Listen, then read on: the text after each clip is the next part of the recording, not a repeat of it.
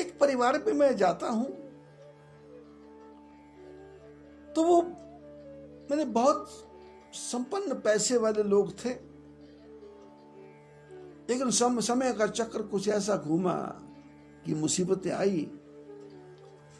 तो मैंने बाथरूम में जाके देखा तो बाथरूम के दीवार में उन्होंने वो गंगा, कावेरी, कृष्णा, गोदावरी, सप्त सिंधु, सरस्वती वगैरह की जो मंत्र होते हैं वो लिख के लगा रखे हैं और उसको टेप से चिपका रखा है। और उसी में एक जगह और ओम नमो भगवते वासुदेवाय लिखा है, एक जगह नमः शिवाय लिखा है। तो मैंने बाथरूम में गया तो जाके देखा कि बाथरूम में जगह जगह चेपी लगा रखी है। मैंने कहा भाई देखा, तो मैंने पूछा ये क्या है? बोले वो स्नान करते समय मंत्र पढ़ना पड़ता है, इसलिए मंत्र लिख के लगा दिया।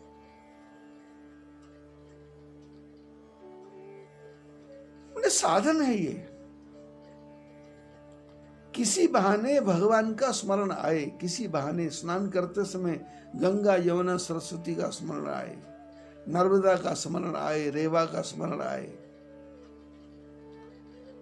आप नर्मदा किनारे जाओगे तो नर्मदा की तो लोग स्तुति करते हैं कि ये गंगा से बड़ी है, यमुना से बड़ी है। आप गंगा में जाएंगे तो लोग गंगा को बोलते हैं ये नर्मदा से बड़ी है, यमुना से बड़ी है। आप यमुना में जाएंगे तो बोले गंगा से बड़ी है, नर्मदा से बड़ी है। अपना बाप सबको बड़ा लगता है। तो शास्त्रों ने कहा, महापुरुषों ने कहा कि भगवान का भजन करना कैसे है? तो बोले थोड़ा समय। तो उसके लिए साधन है कि पाटा बना लो, भगवान की मूर्ति रख लो, 10 मिनट निकाल के बैठ जाओ। साधन है, साध्य नहीं है। साध्य तो आपका आत्मा आपके शरीर में बैठा हुआ है और परमात्मा भी अंदर ही बैठा हुआ है। धीरे धीरे करते करते हमको उसके पास जाना है, लेकिन उसके लिए सीढ़ी चढ़ना पड़ेगा। यदि आप कहेंगे कि महात्माओं की कथा सुनकर के आप एकदम वेदांती हो जाओगे, एकदम उच्च कोटि के हो जाओगे, तो फिर सारा ही व्यवस्था बिगड़ जाएगी, आपकी व्यवस्था बिगड़ जाएगी। आप गृहस्थी हैं, आपको वहां पत्नी का भी ध्यान रखना है, पति का भी ध्यान रखना है, पुत्र का, पौत्र का, सबका ध्यान रखना है। तो लोग ऐसे परेशान है कि अपने घर के बाहर गणेश जी की मूर्ति लगाएंगे, मकान बनाएंगे तो गणेश जी की, सरस्वती की, लक्ष्मी की फोटो लगा लेंगे, टाइल्स लगा लेंगे, और 40 करोड़ का मकान बनाएंगे और उसके बाहर एक वो प्रेत की मूर्ति लगा लेंगे कि लोगों की नजर ना लग जाए। अरे लोगों की नजर क्या, तुम्हारी ही नजर लग रही है, तुम्हारी अपनी ही नजर लग रही है, क्योंकि तुमको पता है लोगों के खून पसीने को ले लेके तुमने पैसा इकट्ठा करके सारा बनाया है, ये तुमको सुख नहीं देगा। और हम भागते हैं वास्तु शास्त्रियों के पास में, और कोई वास्तु शास्त्री बोलता है कि गणेश जी की फोटो लगाओ, तो कई माताओं ने तो घरों में हर दरवाजे पे गणेश जी की मूर्ति लगाई, हर कमरे के दरवाजे पे गणेश जी की मूर्ति लगाई कि गणेश जी रक्षा करेंगे। रक्षा तो गणेश जी ही करेंगे, लेकिन हर जगह लगाने से क्या फायदा? लक्ष्मी के चरण लगाने से लक्ष्मी घर में आएगी ऐसा नहीं है। ये तो एक प्रतीक है कि प्रतीक समझ के हमको लगता है कि लक्ष्मी घर में आती है। लक्ष्मी तो घर में तब आएगी जब आप मेहनत करोगे, और खाली बैठे बैठे सोचोगे पैसा आएगा, तो खाली पैसे बैठे कहां से आएगा? निज गिरा पावन करण कारण राम जस तुलसी कहो, रघुवीर चरित अपार बारिधि पार कवि कौने लहो। गोस्वामी जी कहते हैं भगवान का चरित्र तो ऐसा पार है, इसको जिस एंगल से भी देखो, ज्ञान की दृष्टि से, भक्ति की दृष्टि से, वेदांत की दृष्टि से, आत्मा परमात्मा की दृष्टि से, शून्य की दृष्टि से, सोहम की दृष्टि से, शिवोहम की दृष्टि से, किसी भी दृष्टि से देखोगे तो राम परिपूर्ण है। परिपूर्ण राम परिपूर्ण काम करते हैं। माता पिता के पास रहते उनको उतना ही सुख देते हैं, गुरुदेव के पास रहते तो उनको उतना ही सुख देते हैं, जानकी के पास जाते तो उसको उतना ही सुख देते हैं, जनक महाराज को दर्शन होता तो उनको उतना ही सुख देते हैं, और भाइयों के साथ मिलते तो उनको उतना ही सुख देते हैं, और अपनी शादी करवाते हैं तो अपने भाइयों का विवाह भी साथ ही करवा देते हैं, उतना ही सुख। रघुवीर चरित्र अपार, गोस्वामी जी कहते भगवान का चरित्र तो अपार है, समुद्र से भी गहरा है, डूबते जाओगे डूबते जाओगे डूबते जाओगे,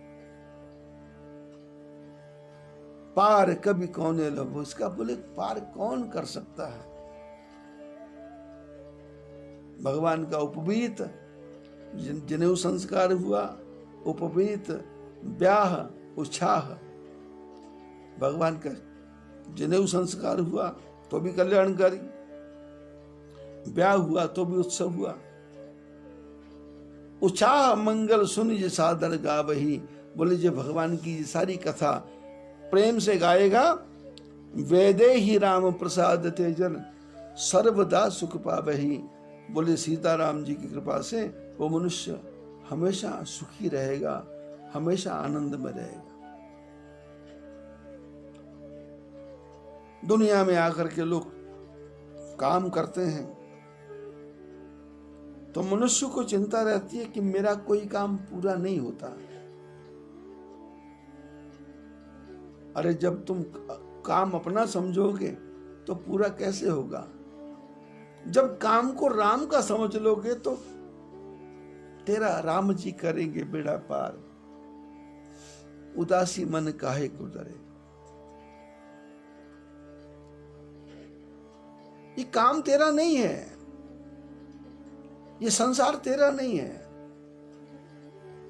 तेरे को भगवान ने भेजा है और भगवान का काम है, भगवान ने करना है, भगवान ने करवाना है, भगवान ही संभालेंगे, ऐसा सोचे। काम करते रहो, नाम जपते रहो, पाप की वासनाओं से डरते रहो। गोस्वामी जी ने कहा, सी रघुवीर विवाह जे सप्रेम गावे सुनही, तिन कहूं सदा उत्साह, मंगलयातन राम जस। बोले सीता राम जी की विवाह को जो प्रेम से गाएंगे और सुनेंगे, बोलेंगे नहीं, बोलने की बात नहीं कही, जैसे मैं बोल रहा हूं। रामायण में कभी कहीं लिखा नहीं है कि जो बोलेगा उसको फल मिलेगा। जो सप्रेम गावे सुने ही, जो गाएगा सुनेगा।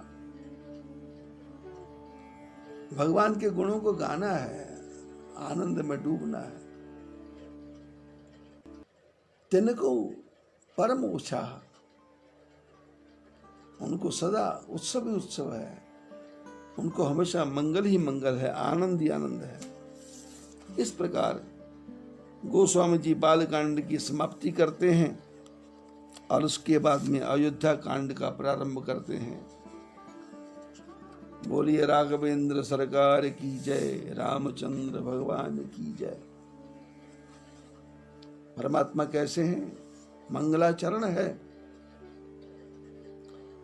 और मंगलाचरण से ही सारी बातें समझ आ जाएंगी।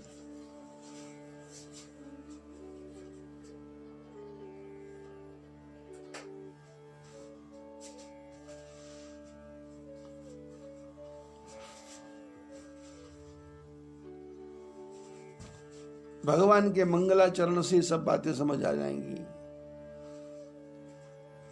गोस्वामी जी ने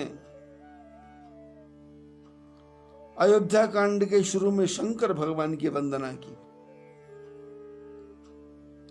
कैसे हैं शंकर भगवान? यस्यांग के च विवादी भूधर सुधा,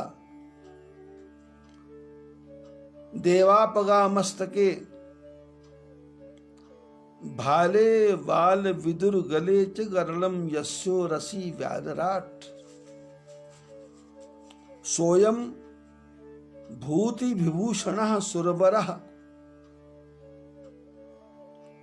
सर्वाधिपा सर्वदः शर्वः सर्वगता शिवा शशिनिभा श्री शंकर पातु मां।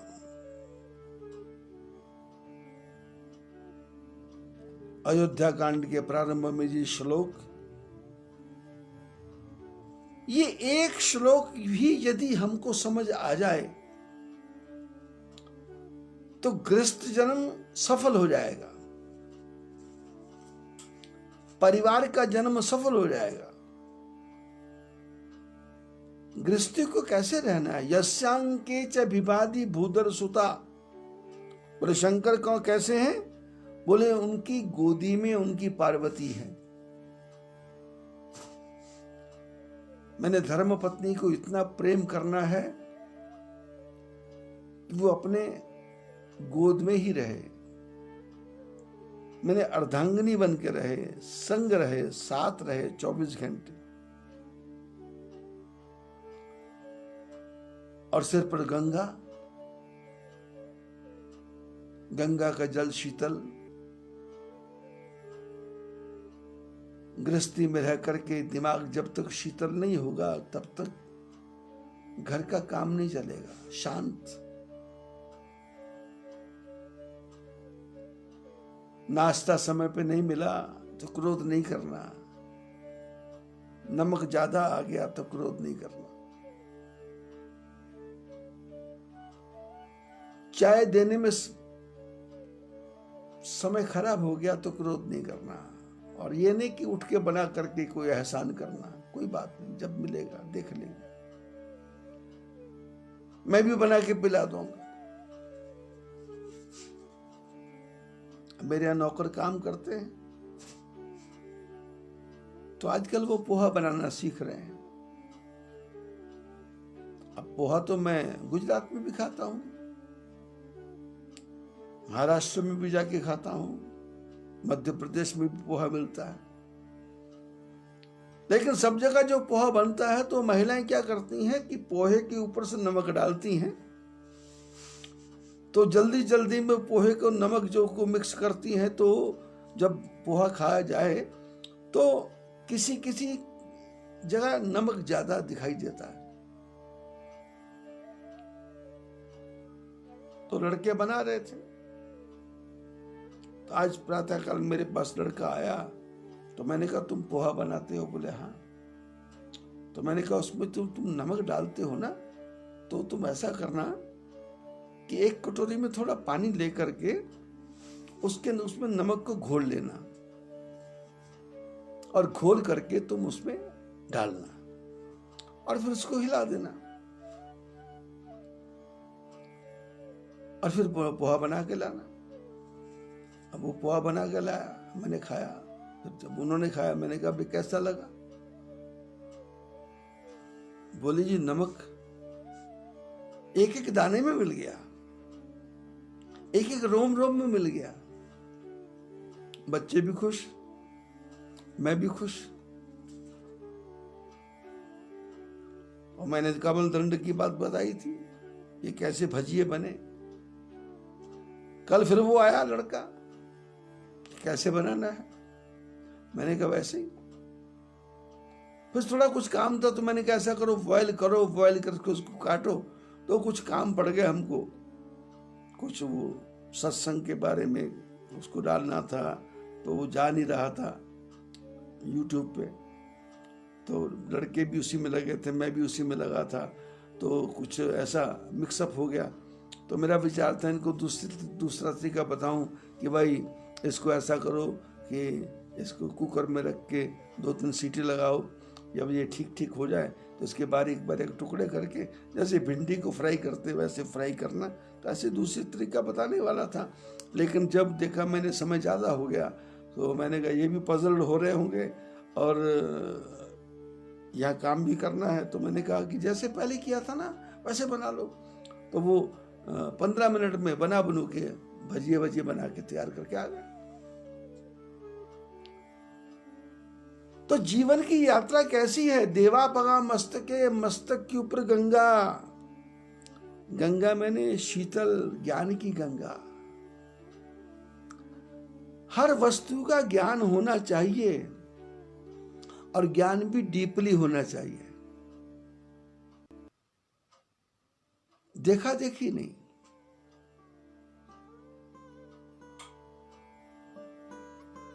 मैं एक जगह YouTube पे देख रहा था, वो महिला आटा गूंदने की विधि बता रही थी कि आटा गूंदना कैसे, दबाते जाओ दबाते जाओ दबाते जाओ दबाते जाओ, और ऐसा दबाओ कि वो हाथ पे भी ना लगे और परात पे भी ना लगे और वो बिल्कुल मुलायम सा हो जाए। फिर उसने बताया कि पूड़ी का आटा कैसा और परांठे का ऐसा आटा कैसा और फुलके का ऐसा आटा कैसा, तंदूर की रोटी का आटा कैसा, और कुलचे बनाने हैं तो उसका आटा कैसा, और भटूरे बनाने हैं तो उसका आटा कैसा। आटा एक ही है, लेकिन जब ज्ञान की गंगा दिमाग में है तो तरीका आ रहा है ना। उसी दूध को उबाल करके तुम उस दूध से गैस को खराब कर सकते हो, और उसी दूध को उबाल के उसमें से मलाई निकाल करके आप घी बना सकते हो, और उसी दूध से आप दही बना सकते हो, और दही भी आपका ऐसा जमेगा, पत्थर जैसा दही जमेगा, पत्थर जैसा। और हम लोगों का दही कैसा जमता है कि पानी अलग दही अलग, क्योंकि ज्ञान की गंगा नहीं है। हर काम में कमी निकालने की वृत्ति है, हर काम में कमी निकालने की वृत्ति। कमी नहीं निकालना है, उसका सल्यूशन देना है, हल देना है। आदमी करने को तैयार है ना। पति पत्नी का प्रेम कैसा है कि ये तो पति पत्नी ऐसे हैं कि जीवन भर ये एक ही घर में रहेंगे। लोग बोलते हैं एक म्यान में दो तलवार नहीं है, पर ये एक म्यान में दो तलवार हैं, ये पति पत्नी, और दोनों को एक ही म्यान में रहना है। अब ये छूट नहीं पाएंगी, अब इसे ही गुजारा करना है, और कोई रास्ता नहीं है। पति का मन भी भटकेगा, पत्नी का मन भी भटकेगा, दूसरी स्त्री देखेगा तो पति का मन भी चाहेगा, पत्नी का मन भी चाहेगा, दूसरे के साधन देखेंगे तो पत्नी का मन भी चाहेगा, पति का मन भी चाहेगा। लेकिन करोगे क्या? तुम्हारे पास साधन नहीं है। अब एक ही म्यान में गुजारा करना है, तो इसी में गुजारा कर दो। यस्यांके गोदी में पार्वती। अब गोदी में पार्वती भी हो सकती है, गोदी में शंकर भी हो सकते हैं। पति प्रेम करे ऐसा नहीं, पत्नी को भी अपने से ज्यादा बढ़ के प्यार करना है। यस्यांके च विवादी भूधर सुता, देवा बगा मस्तक, मस्तक के ऊपर गंगा, ज्ञान की गंगा। दिमाग शांत रहना चाहिए। क्षणे रुष्टा क्षणे तुष्टा, रुष्टा तुष्टा क्षणे क्षणे। 1 मिनट में क्रोध और 1 मिनट में नॉर्मल, ऐसा चलेगा नहीं। 24 घंटे टेम्पर लूज, ऐसा चलेगा नहीं।